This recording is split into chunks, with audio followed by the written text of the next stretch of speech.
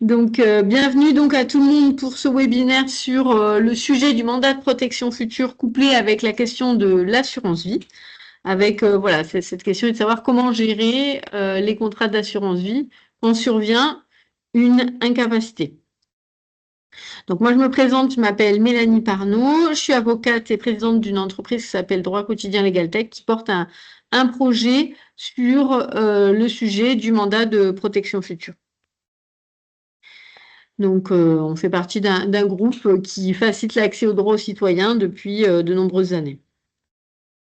Donc, ce webinaire, comme je vous l'ai dit, va concerner la question de comment ça se passe en matière d'assurance vie quand on a mis en place un mandat de protection future. Mais pour bien planter le décor, l'idée, c'est de comprendre voilà, quelle est la place de l'assurance vie en matière de placement et ainsi que qu'est-ce qui se passe pour gérer un contrat d'assurance vie ou des contrats d'assurance vie si on n'a pas anticipé et que survient malheureusement une perte de capacité. Et enfin, on ira vraiment sur le cœur du sujet, à savoir, eh bien, si j'ai fait un mandat de protection future, qu'est-ce que ça permet pour la gestion des assurances vie. Alors, ceci étant précisé, la question numéro 1, évidemment, c'est bien de se poser la question, pourquoi on s'intéresse tant à ce contrat d'assurance vie? Alors, j'imagine que beaucoup parmi les personnes qui sont là le savent parfaitement, mais c'est intéressant quand même de rappeler que c'est quand même le placement préféré en France, l'assurance vie. C'est vrai qu'on a 2 milliards d'encours à fin 2024.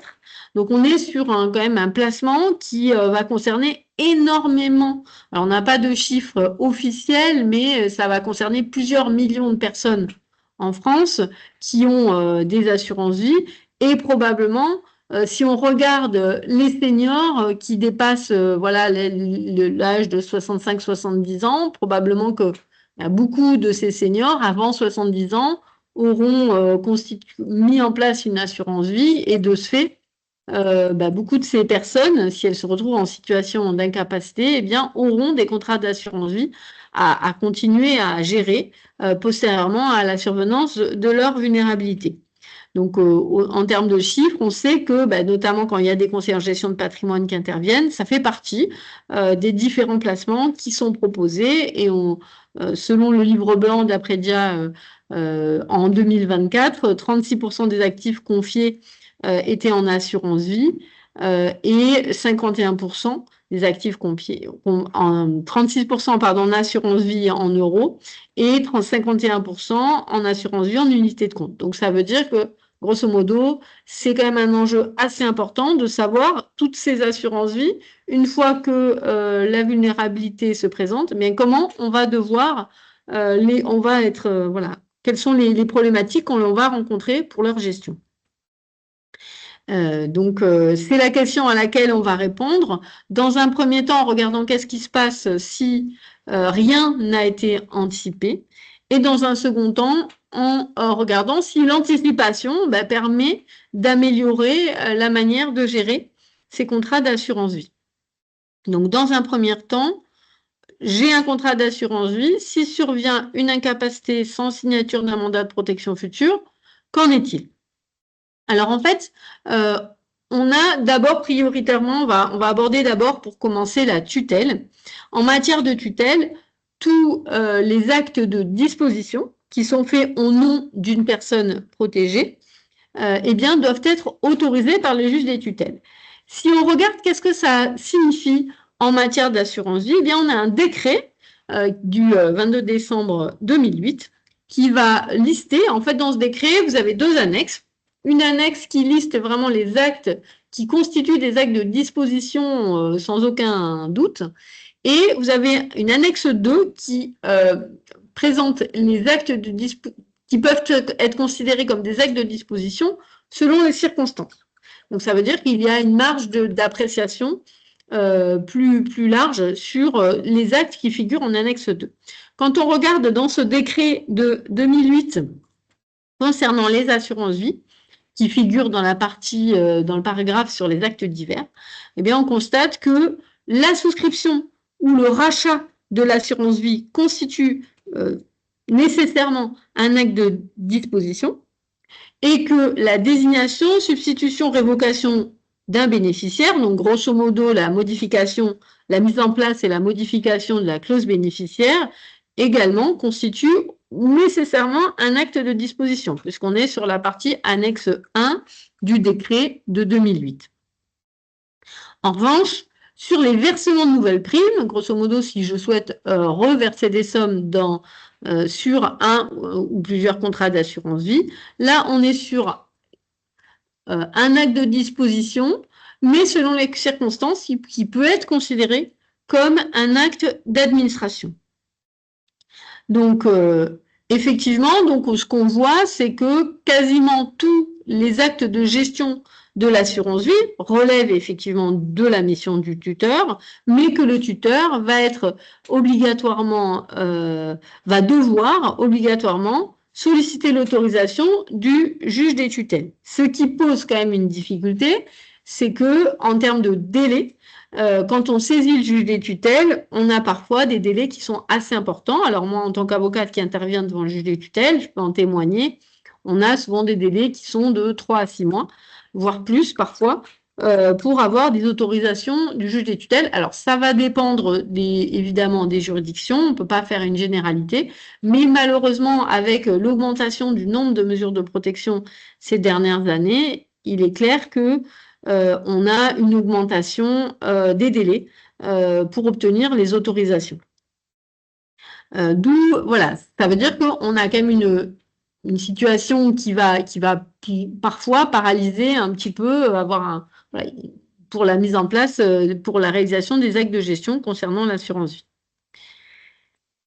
En matière d'habilitation familiale, on sait que ces dernières années, voilà, l'habilitation familiale s'est extrêmement développée, il y en a de plus en plus. Donc la question, c'est est-ce que c'est plus simple de gérer une assurance vie en présence d'une habilitation familiale? Alors, on y reviendra de manière plus détaillée dans un second temps, mais déjà dans un premier temps, rappelons les textes.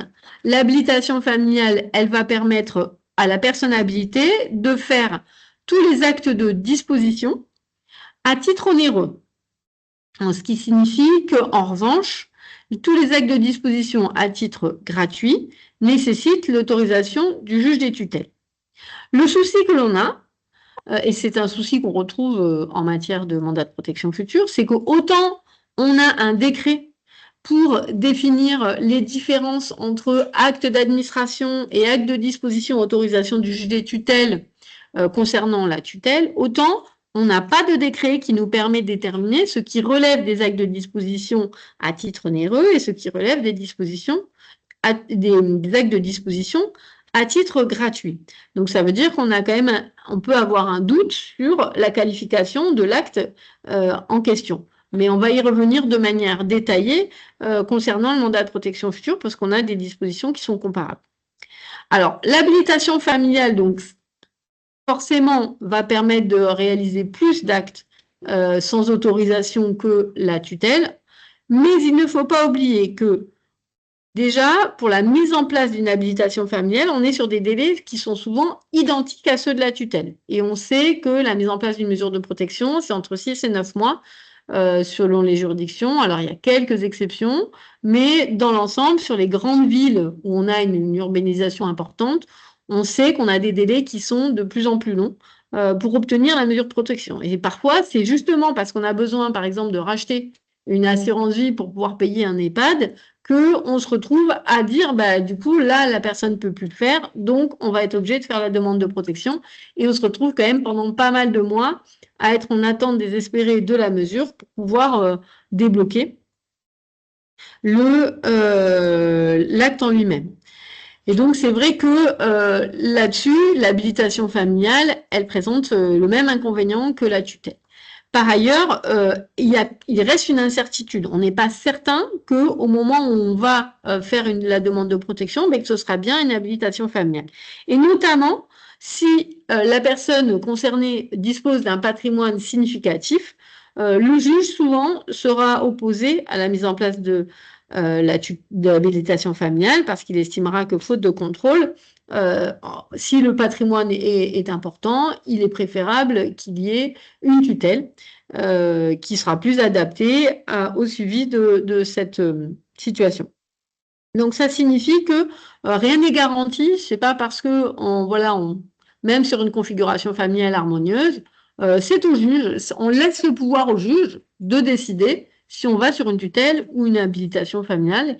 Et donc, ça veut dire que la manière dont on va gérer les contrats d'assurance vie vont dépendre de finalement cette décision du juge de basculer sur l'une ou l'autre des situations, sachant que l'habilitation familiale est ouverte à ce jour que sur la famille très proche, ascendants, descendants, frères et sœurs et conjoints.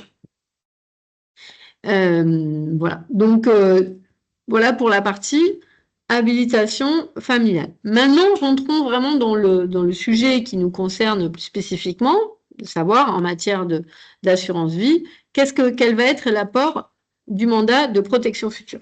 Donc, on a, comme je vous le disais, des dispositions qui sont comparables en termes de gestion à celles de l'habilitation familiale, puisque le mandataire de protection future va pouvoir faire tous les actes de disposition à titre onéreux. En revanche, il ne pourra pas faire les actes de disposition à titre gratuit, lui, pour cela. Enfin, il pourra les faire, mais avec l'autorisation du juge des tutelles. Et encore une fois, comme je vous le disais pour l'habilitation familiale, malheureusement, pas de décret pour savoir précisément qu'est-ce qu'un acte de disposition à titre onéreux et qu'est-ce qu'un acte de disposition à titre gratuit. On n'a pas d'exemple qui permet de nous guider. Donc la question centrale, ça va être, on se la pose autant pour l'habilitation familiale que pour le mandat de protection future, eh bien, quels sont les actes de gestion qui sont soumis à l'autorisation du juge des tutelles en matière de gestion d'assurance vie. Donc pour cela, on a quand même évidemment les règles du Code civil sur lesquelles on peut s'appuyer, notamment l'article 1107 alinéa 2, qui prévoit que est un acte à titre gratuit l'acte qui va procurer à une personne un avantage sans attendre ni recevoir de contrepartie.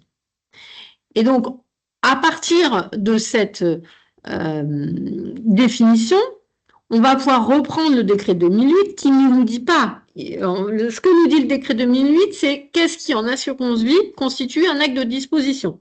On ne sait pas s'il est à titre onéreux ou à titre gratuit. Donc, l'idée, c'est de partir de cette définition, de reprendre la liste des actes de disposition concernant l'assurance vie et de voir acte par acte quels sont ceux qui vont relever de la définition d'actes de disposition à titre onéreux et ceux qui relèveront d'actes de disposition à titre gratuit. Donc, on a bien sûr souscription, rachat, désignation, substitution, tout ce qui est clause bénéficiaire et le versement de la nouvelle prime qui, elle, peut être soit un acte d'administration, soit un acte de disposition selon les circonstances. Donc, comme nous n'avons pas de précision dans le décret de 2008, eh bien, nous-mêmes, on a fait le classement en toute logique. Donc, si on reprend un contrat d'assurance vie, on sait qu'on a deux relations qui se nouent parallèlement. On a la relation entre le souscripteur et l'assureur d'un côté, et de l'autre, on a la relation entre le souscripteur et le bénéficiaire, celui qui, en cas de décès, recevra l'argent qui aura été placé sur l'assurance vie. Et donc, si on reprend la liste de chacun des actes, si on reprend l'acte de souscription, l'acte de souscription d'un contrat, c'est bien entre le souscripteur et l'assureur.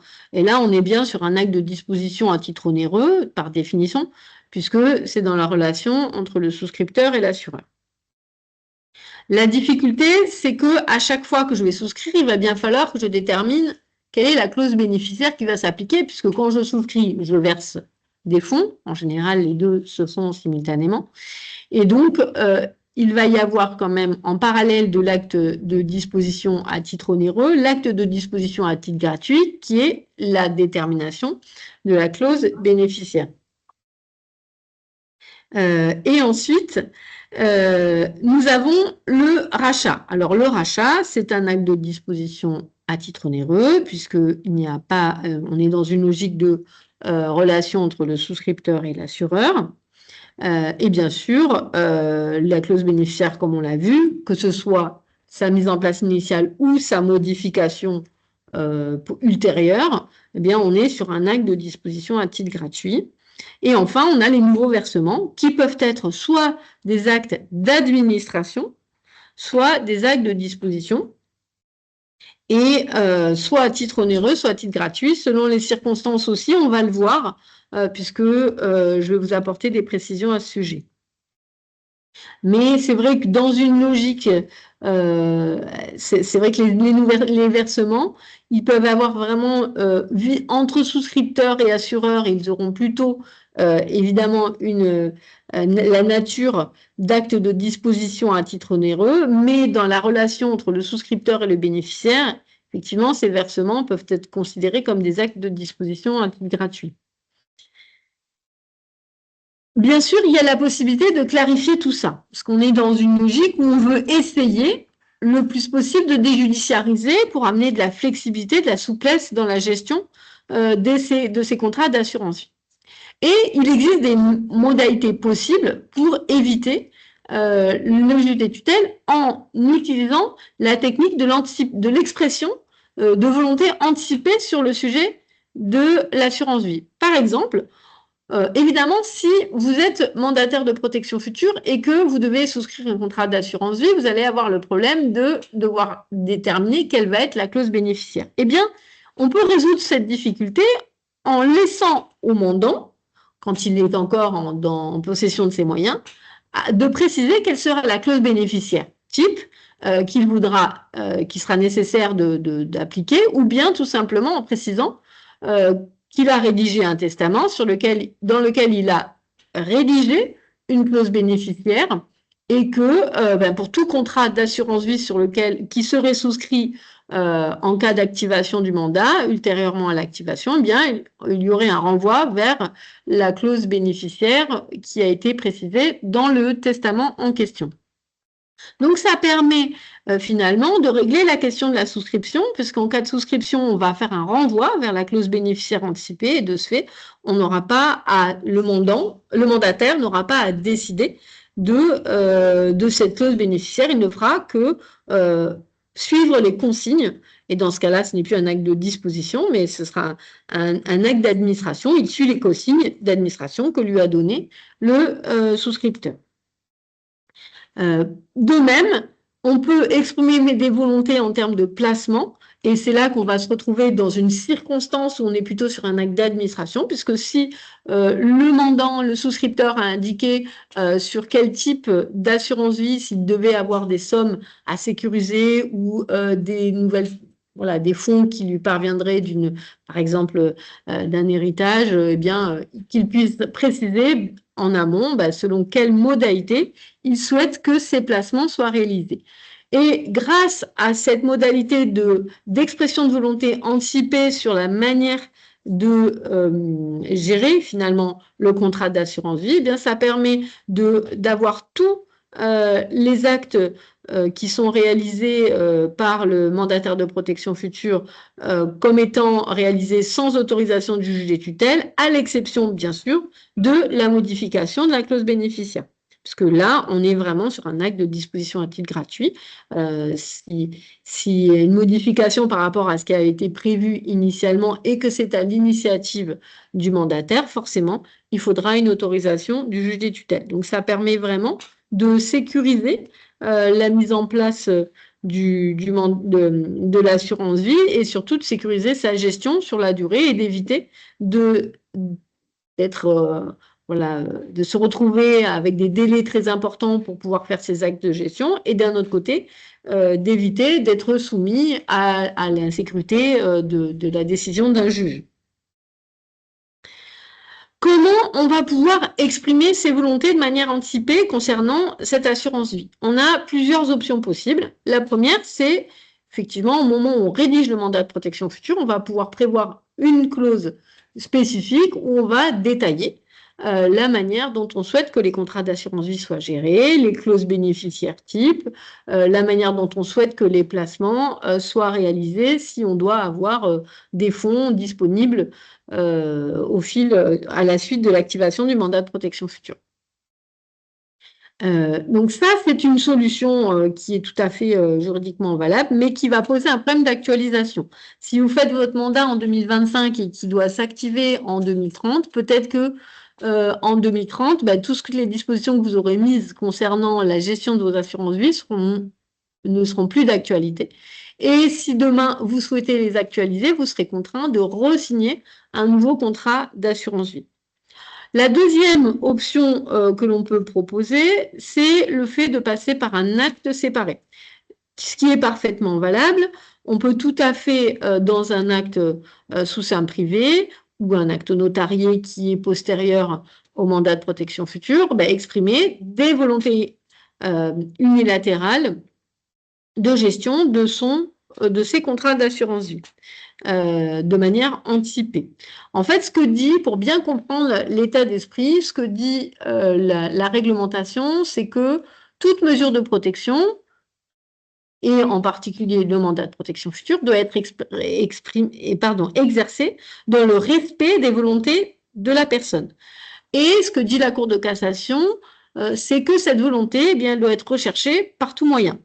Et donc, bien évidemment, on peut se préconstituer la preuve de cette volonté dans le cadre d'un acte notarié ou sous seing privé, par exemple.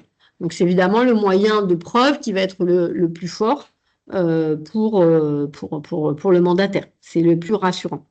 L'avantage de cet acte séparé, c'est que, évidemment, il va pouvoir être re-signé à plusieurs reprises, mais se posera toujours la question du suivi, c'est-à-dire, quand le mandataire va être désigné, il ne sera peut-être pas sûr d'avoir le dernier acte d'expression unilatérale d'expression de volonté du mandant.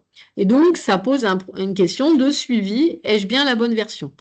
Et c'est d'où l'intérêt du principe du coffre-fort de volonté qui va permettre d'avoir des actes unilatéraux d'expression de volonté qui vont être déclarés dans le coffre-fort de volonté, ce qui va permettre à la fois une actualisation, mais aussi un suivi, puisque ce coffre-fort de volonté, une fois le mandat de protection future activé, on ouvre l'accès au mandataire qui a bien l'historique des volontés exprimées, avec tous les actes unilatéraux d'expression de volonté qui figurent dans le coffre, avec donc une sécurité de ce point de vue-là. Pour maintenant refaire un petit récapitulatif de tout ce qui a été indiqué. Donc, en matière de démarches concernant l'assurance vie, si vous êtes en tutelle, tous les actes seront considérés, sauf les nouveaux versements dans certaines circonstances, seront considérés comme des actes de disposition soumis à autorisation du juge des tutelles. Et honnêtement, même pour les nouveaux versements, la pratique, notamment des mandataires judiciaires professionnels, c'est que par précaution, ils préfèrent demander au juge des tutelles, même si on sait que dans certaines circonstances, ça peut être considéré comme des actes d'administration et non de disposition. En habilitation familiale, on va pouvoir faire les rachats, et c'est vrai que c'est pas anodin, hein, on pourra pouvoir faire les rachats sans autorisation du juge des tutelles. Pour la souscription, eh bien, on aura la problématique d'avoir la clause bénéficiaire associée au nouveau contrat d'assurance vie qu'il va bien falloir déterminer et qui nécessitera donc une autorisation du juge des tutelles. Pour les nouveaux versements, comme pour la tutelle, on est dans une situation d'incertitude, donc on aura toujours tendance à, par précaution, demander l'autorisation du juge des tutelles, et encore davantage s'il y a une situation d'opposition d'intérêt, bien sûr, sur la clause bénéficiaire concernée. Enfin, pour le mandat de protection future, on pourra, aussi bien pour le rachat, la souscription que les nouveaux versements, grâce aux volontés exprimées, se passer de l'autorisation du juge des tutelles. Et dans tous les cas, bien évidemment, quasi-champ de la modification de la clause bénéficiaire, il faudra impérativement demander l'autorisation du juge des tutelles. Et pour petite précision concernant le mandat de protection future, on peut aussi se trouver dans une situation d'opposition d'intérêt. Et dans ce cas-là, eh bien, si on a prévu dans le mandat de protection future un mandataire ad hoc qui, lui, n'est pas en situation d'opposition d'intérêt concernant les assurances vie, eh bien, lui, il pourra réaliser cette mission et ça permettra d'éviter d'aller voir le juge des tutelles pour demander autorisation ou désignation d'un mandataire ad hoc. Donc voilà sur toutes les présentations, les explications que je voulais vous donner sur ce webinaire.